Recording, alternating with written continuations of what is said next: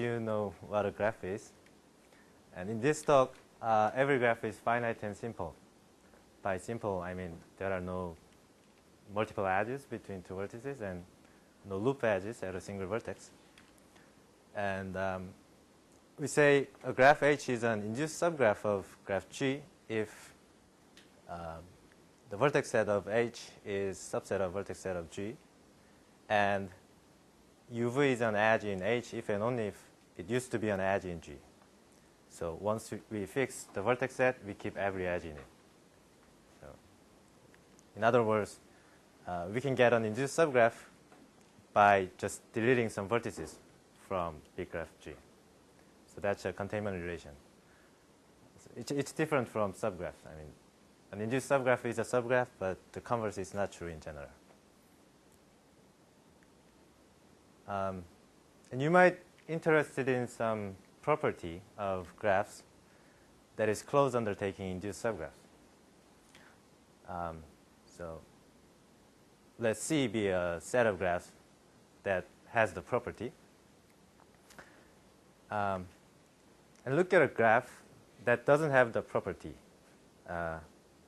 Look at a minimal graph that doesn't have the property. By minimal, I mean whichever vertex you delete, you have the property, but the graph itself doesn't have the property.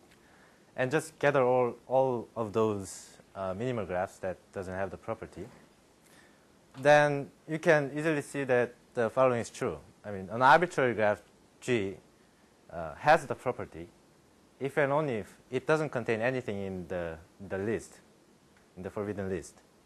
So you can consider this F, the list, as some kind of characterization of the property in terms of forbidden induced subgraphs.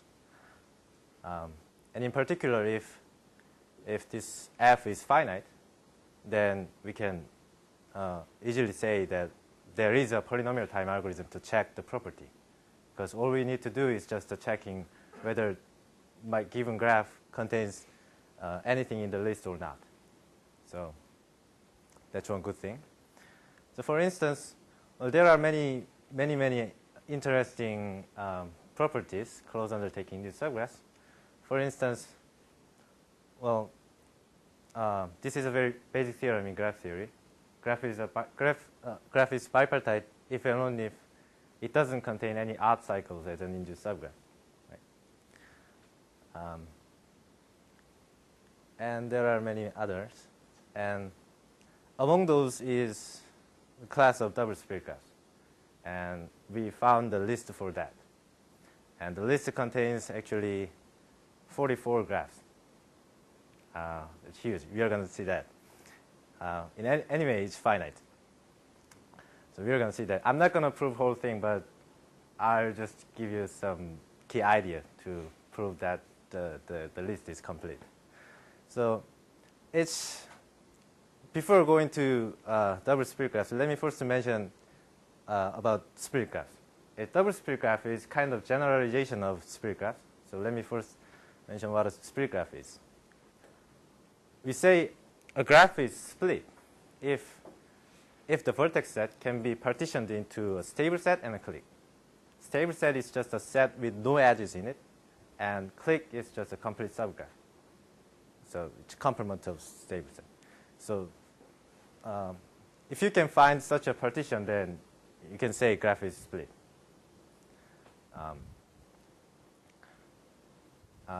So this being split is a property closed under taking induced subgraphs, right? If you delete some vertices from a split graph, that's still split, right? So it's being split is a property closed under taking induced subgraphs, and also it's closed under taking complements.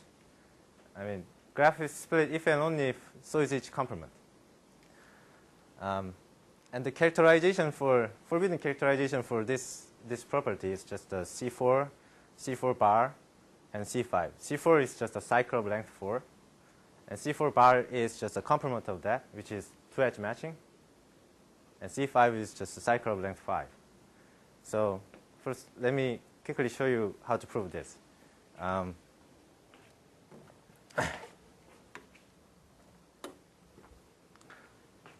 First of all, only if party is easy, because none of them are split. In particular, if you look at C4, you can't partition those 4 vertices into stable and clique. So only if party is easy. So suppose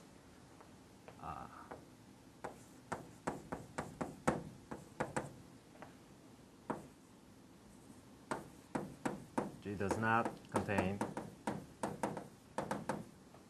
C4, C4 bar, and C5, and we want to show graph is split. So how can we possibly prove that? Well, here's the trick. So we take a maximum clique.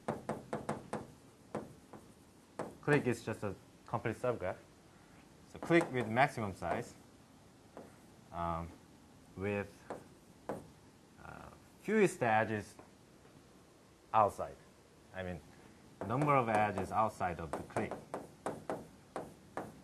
This thing minimum. I mean, there might be several maximum cliques in a graph, right? So among those, we take one with fewest edges outside. I mean, for a maximum clique, you just count the number of edges whose both ends are not in K, and just take one with that thing minimum. So my claim is this is actually 0. If claim is true, then graph is split, right? We found the partition. So suppose not. That means this is my clique K, and there is an edge UV outside of K, right? And there might be more edges, but we have one. So let UV be an edge outside of K. Then we can actually classify all the vertices of K into 4 types. People that are adjacent to U but not to V. People adjacent to both of them. And people only adjacent to V. People non-adjacent to both of them. Right? There are 4 kinds of vertices. So let me name those. Well, this in case of U, case of UV, case of V, case of not, K not. First, you can say that either case of U or case of V is empty. Because if you have a vertex here and vertex there, then together with UV, there is C4 here, right? So, contradiction. So, one of case of U and case of V is empty. So, from symmetry, we can assume actually case of U is empty. Right? And next, I claim that case of 0 is actually singleton. First of all, it's not empty, because if it is empty, then together with V, this is a clique, which is larger than my original clique K, right? So that's contradiction to the maximality of clique K, right? So case of 0 is not empty, and if you have 2, then again together with UV, there is C4 bar, right? 2 guys here and 2 guys here, right? So actually case of 0 is a singleton. So let me name this V prime. And also, case of V is not empty. Suppose it is empty. then together with UV, case of UV is a clique, right? So my clique K has size this thing plus one vertex, but now I have more. Now I have a clique with larger size, right? So case of V can't be empty, so there is a vertex here. Might be more. And note that this part is also maximum clique, right? Because this is singleton, so it has the same size as clique K. So let's see that. This is my clique K prime, which is just the case of UV here, case of V, and instead of V prime, we take V here. Here, U V prime is not here, and UV used to be an edge, and V prime is non-adjacent to both of them, right? Right. And by our choice of K, we have at least let X be the number of edges here. Let X be the number of edges in G minus K. Then here, we have at least X many edges by our choice of K. Right? But UV used to be an edge, but now this is not an edge. Right? And you know, the number of edges here is actually number of edges here minus number of edges attached to V plus number of edges attached to V prime, right? So that means there must be another vertex here which is a neighbor of V prime, but not a neighbor of V, right?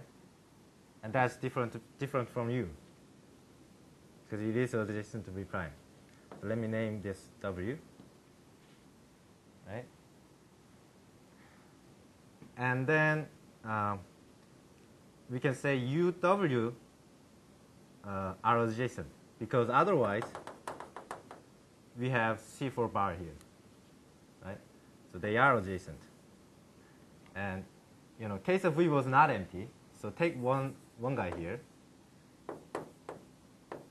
This is adjacent to V because this is clique. And this is adjacent to V prime, because this was clique. And case of V is not adjacent to U by definition of the case of V. Now what else? W is not adjacent to case of V because if it is adjacent to case of V, then we have C4. Right? So they are non-adjacent. Then I think we have C5 here. So that's contradiction, right? So this is actually 0. So that's split graphs. And double split graph is kind of generalization of split graphs. We say a graph is double split if there is a partition AB such that one part is almost stable and the other part is almost clique. So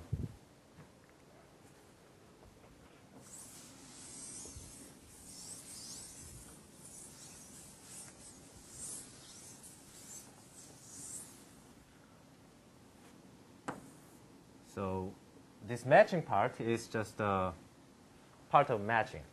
Everybody has degree at most 1. So it's just a part of matching. There might be some matching edges and isolated vertices. And the other part is complete to everybody, possibly except 1. So there might be anti-matched pair and people complete to everybody. So this guy is actually adjacent to everybody here, except this guy. And there are another condition here.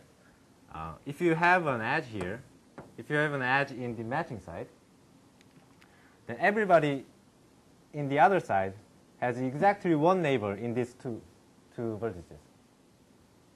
And similarly, if you have a non-edge there, everybody here is adjacent to one of them, exactly one of them. So in particular, if you have a edge here and non-edge there, then those four vertices induce three-edge path like this, or the other way. Right? So that's double split graph. So in particular, a split graph is double split.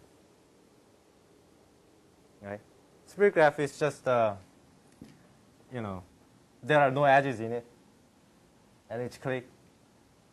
Then third condition and fourth condition are vacuously true. Right? So split graph is double split graph. So where does this weird thing come from? I mean, this concept was first introduced in the proof of strong perfect graph theorem. So let me briefly mention what that is. So we say a graph is perfect if click number is equal to chromatic number for every induced subgraph.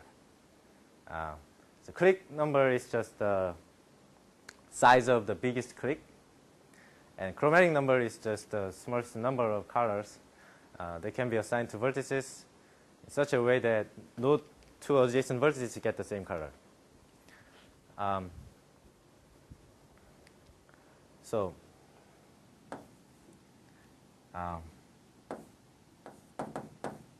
By the way, the reason why we don't define perfectness in this way, I mean this property is not close undertaking in this subgraph. And there are many interesting things you can say about this property, because suppose you have some mysterious graph on 100 vertices, so you don't know what it is. But by just taking disjoint union with complete graph on 100 vertices, this whole graph has click number 100 and chromatic number 100, right? But you still don't know what this structure is, right? But so the reason why we define perfectness in that way is because of this. So anyway,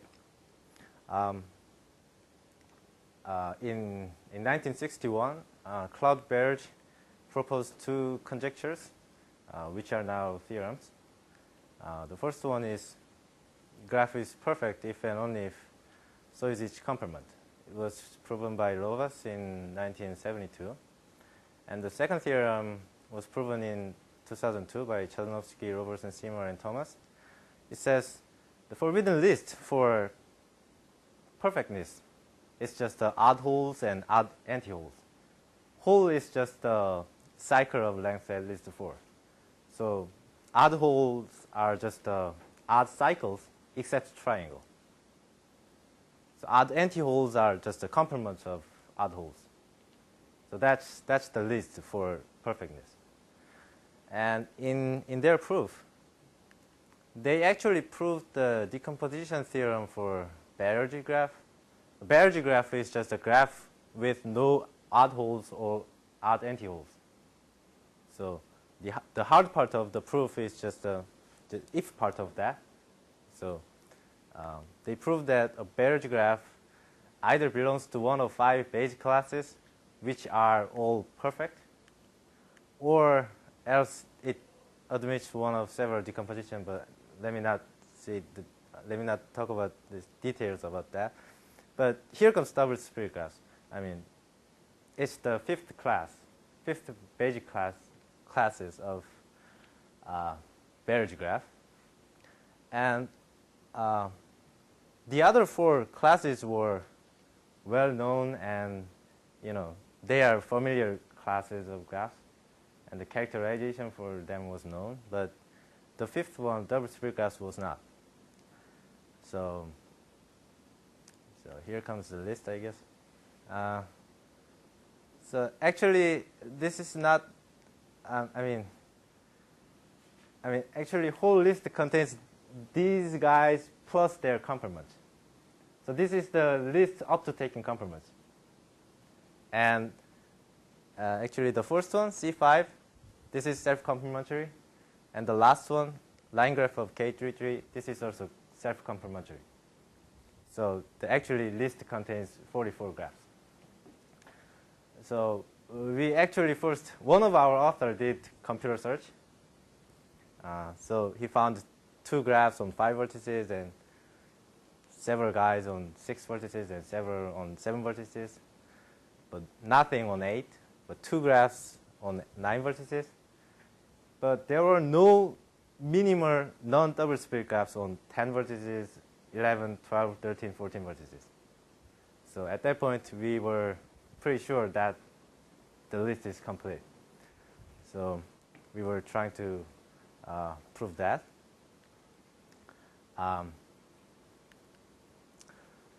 But there was an obstacle. You can think, first of all, if you want to prove this statement, again, only if part is easy, because all we need to do is just checking whether these guys are not double split. So suppose graph doesn't contain anything in the list, and you want to show it's double split. And further, we can actually assume G is not split, because if graph is split, then we are done, right? If graph is split, then it's double split. So we can assume graph is not split. So it contains C4 or C4 bar or C5, but we already excluded C5, right? So we can actually assume graph contains C4 or C4 bar, but it's self-complementary, right? We can work on G complement as well. So we can actually assume graph contains C4 as an induced subgraph. So far so good. But the problem was C4 was not uniquely embeddable. There are two different. C4 might be embedded in double split graph in 2 different ways. So first, if you have 2 anti-matched pair, those 4 guys induce C4. And if you have 2 guys in the matching side and 2 guys which are not anti-matched in the anti-matching side, there might be C4 here. So we wanted to say that somehow if you have C4, we wanted to say that the rest of vertices are attached to those 4 vertices in a certain way so that you can partition those guys into certain types, and you can say actually graph is double split.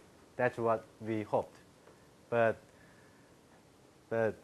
since C4 was not uniquely embeddable, it was really hard to partition the rest of vertices. So let me show you another example. If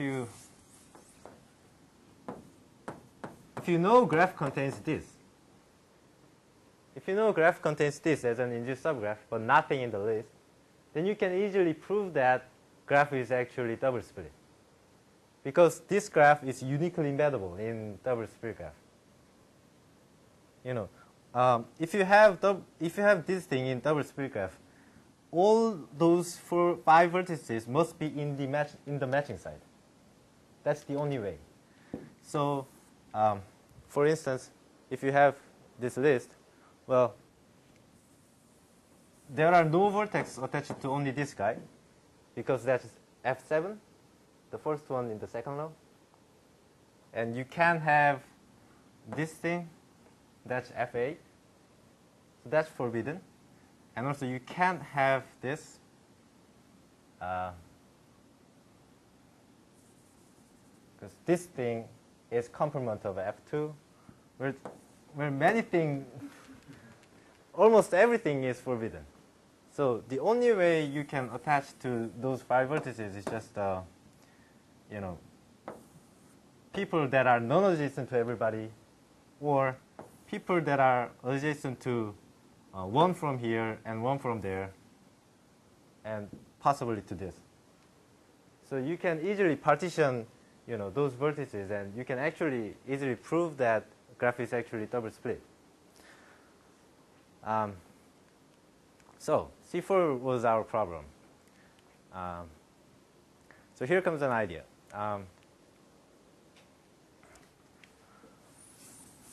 We introduced another class of graphs. So this is class of double split graphs. So we first looked at split graphs. So their forbidden list was C4, C4 bar, and C5. We looked at slightly bigger class than split graphs, but contained in double split graph. And we named it almost a split.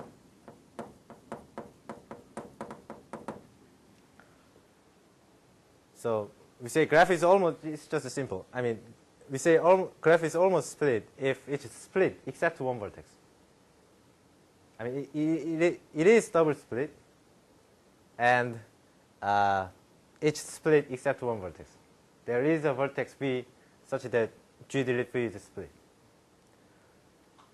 So that's also a class of graphs that are closed under taking induced subgraphs, and also closed under taking complement. And we actually found the list for that. And this is also the list of the taking complements. So first the 6 were in the list for double split. So now we can assume graph is not almost a split and doesn't contain anything in the list 44 graphs, right? So we can assume graph actually contains one of these 6 and nothing in 44 graphs. And those were all, I mean, five almost everyone was uniquely embeddable, so they were easy to handle. And after we exclude those 5 guys, the last one was easy to handle as well. So we could do. So let me just show you how to prove this. I mean, this is actually fun. So let me show you this. This is kind of baby version of whole proof. Right? Okay. So actually the list contains these guys plus their complement. So we want to show graph is almost a split if G does not, I mean, if and only if G does not contain any graphs in circles. We name those graphs circles. I mean, there are tents and, you know, TV and some kind of ring, domino, flag. Well, anyway, so again, only if part is easy, and we want to show if part. So we assume graph doesn't contain anything in circles. And we want to show graph is almost split. So again, we may assume graph is not split, because if it is split, then we are done, right? So hence, contains C4. Right? C5 is already we already excluded C5. So here's my C4 in graph G. Let me name those. Let me A, B, C, D. So we looked at people outside.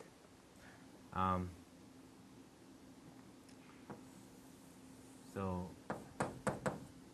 let A0 be the people that has 0 neighbors in those 4 vertices, and A1 be people who has exactly 1 neighbor in those 4 vertices, and similarly A2, A3. Actually, A4 is empty. I mean, there are no vertex complete to everybody, because if you have A4, that's complement of this thing, right? Right. This is complement of this is C4, and a guy complete to everybody. So A4 is empty. So I'm going to show that A0 union A1 union A2 plus 2 adjacent vertices here form the matching side. So this is actually a stable set, anti-complete to DC. So 2 guys here, and A0, A1, A2 is just there is just one edge in this set, which is CD. And next I'm going to show A3 is complete to AB. So this, and A3 is a clique. So this part is actually clique, complete graph. And since this is A3, you know, everybody here has exactly 1 neighbor in CD. Right? So this graph is double split, and it's almost a split, right? So I'm going to show that. So first of all, A0 is stable set. So let me draw that again.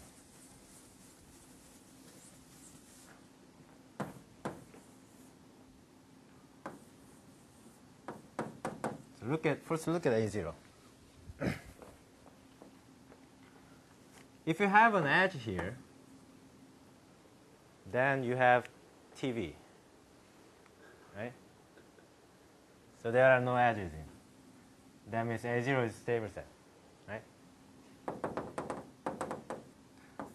Look at A1. If you haven't, first of all, there might be 4 kinds of A1, right? People attach it to this vertex, people attach it to this, right? But if you have this, you can't have this. Because if you have this, you have either watch or, you know, they might be adjacent. But if they are adjacent, then except this vertex, you have C5. So either you have C5 or watch. So if you have this type, you don't have this type. Similarly, you have this type, you don't have this type. That means there are at most 2 types of A1. So suppose there is an edge in A1. If they are same type, then you have fish, right? If they are different type, then you have domino. So A1 is stable set. And if you have A0, and if you have a guy in A0 and a guy in A1, if they are adjacent, then you have flag, right? So A0 union A1 is a stable set. And there are 2 types of A1. There are at most 2 types of A1. And look at A2. there might be 6 kinds of A2, right? This kind, this kind. But you don't have this type because that's second graph here, right? Similarly, you don't have this. So there might be 4 kinds of A2. But again, if you have this, you don't have this. Because if they are adjacent, then this is complement of C6, which is prism. I mean, this is complement of C6, right? And if they are not adjacent, then this is complement of domino, which is not easy to see. Okay, so first, let me just draw complements of those. So C5 is self-complementary, and K sub 2, 3 complement is just a triangle and an edge. And this is K2, 3 bar. And watch bar is just this.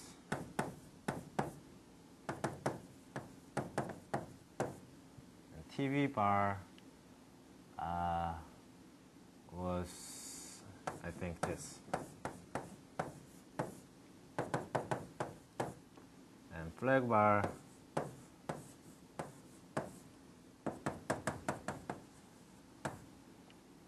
and fish bar is just, I think, this. And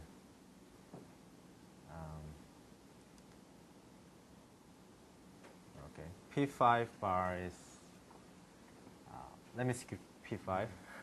C6 bar is just prism. Domino bar is just this.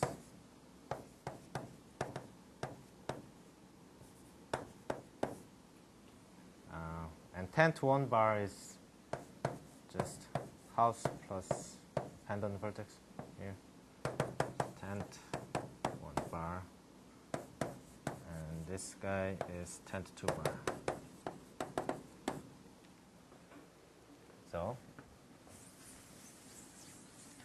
So anyway, if you have this, you don't have that.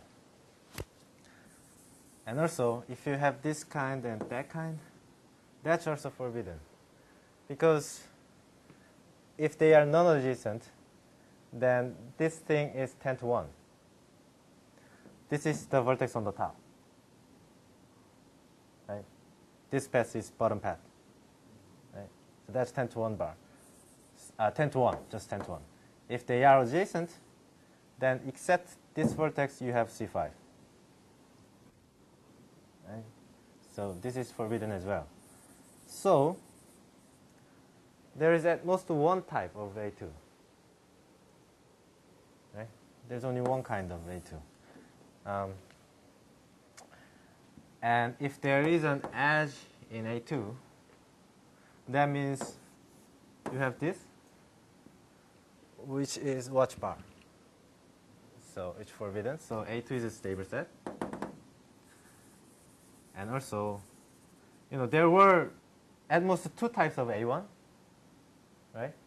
And if A1 is attached to like this, you have 10 to 2 bar. Or if they are adjacent, you have C5 somewhere. 1, 2, 3, 4, 5. So if A2 is not empty, then everybody here is adjacent to either this guy or that guy. Right? So far so good. And if you have an A1, a guy in A1 and guy in A2, and they are adjacent,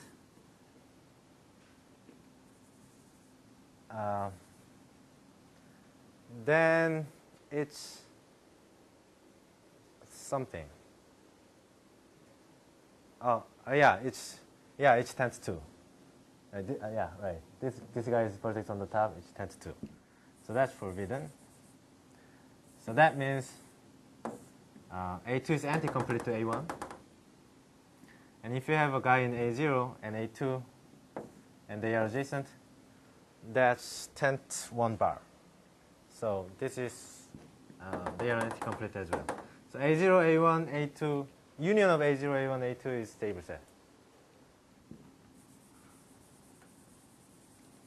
And they are,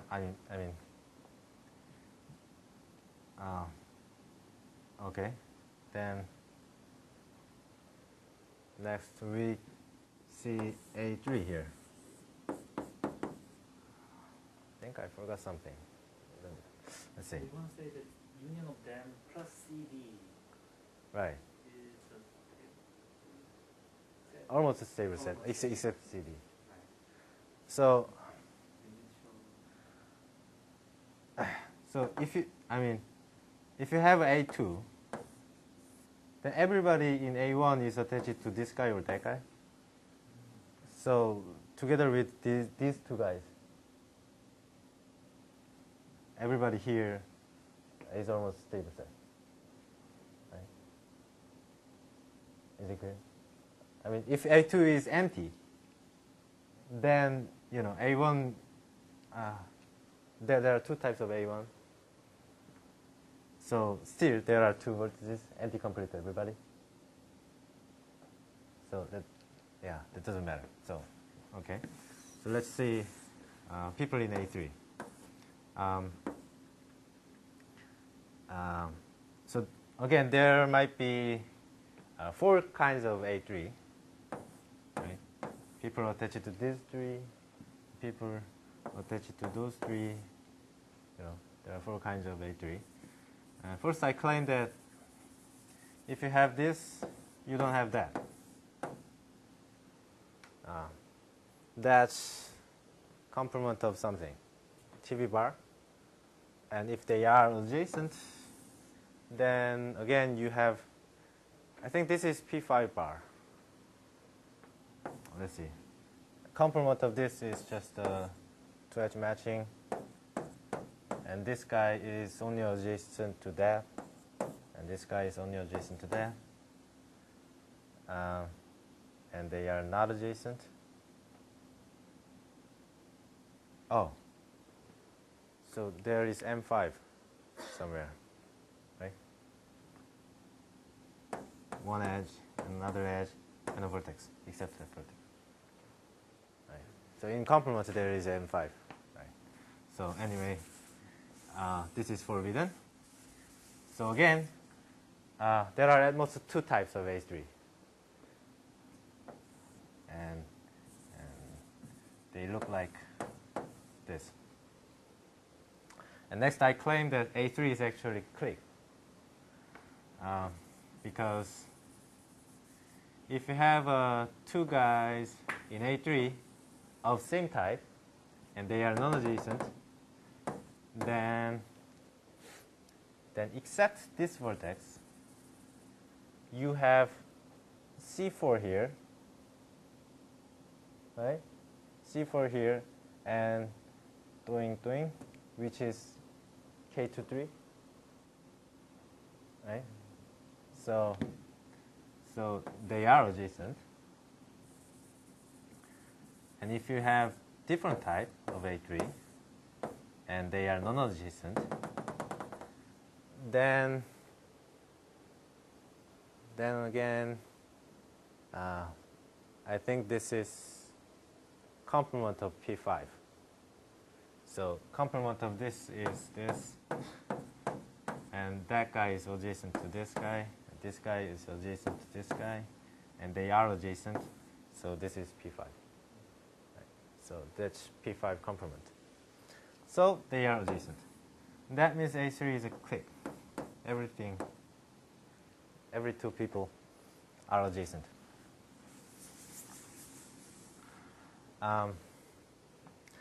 And if you have a vertex in A3, you can have a guy in A2 like this.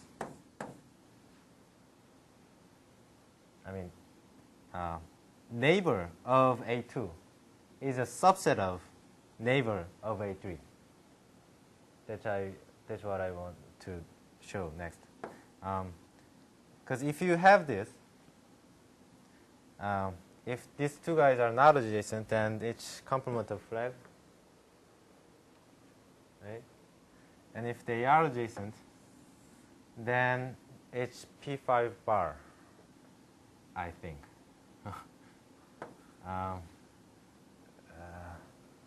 So, you know, this was P5, right?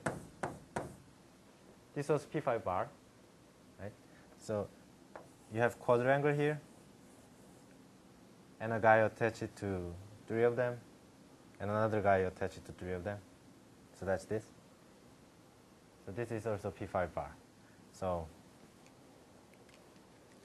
so yeah, if you have A3, then people in A2 has neighbor.